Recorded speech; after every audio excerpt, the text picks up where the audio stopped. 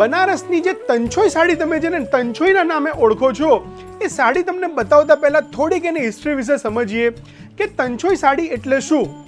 આ 19મી સદીની અંદર 3 પારસી ભાઈઓ જ્યારે ચાઇનાથી ઇન્ડિયા આવ્યા અને એમાં પણ એમને બનારસમાં રહીને જ્યારે વિવિંગ જે ચાઇનાથી શીખીને આવ્યા હતા, એ સાડીને જે 3 ભાઈઓનું નામ તન, છો અને આઈ, આ 3 ભાઈઓનું જે નામ હતું એને મિક્સિંગ કરીને એમણે જે તંછોઈ સાડીની જે આખી એમને જે કળા ઊભી કરી, એ સાડીને બધા બનારસની તંછોઈના નામે ઓળખતા હોય છે.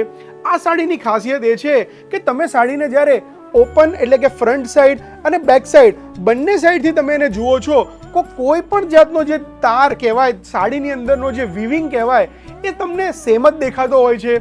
અને આ સાડીઓ બનારસની પ્રીમિયમ અને હેરિટેજ ગણાતી તંછોઈ સાડી તમે તમારા શુભ પ્રસંગની અંદર ખાસ એને પહેરવા માટે આગ્રહ કરતા હોવ છો.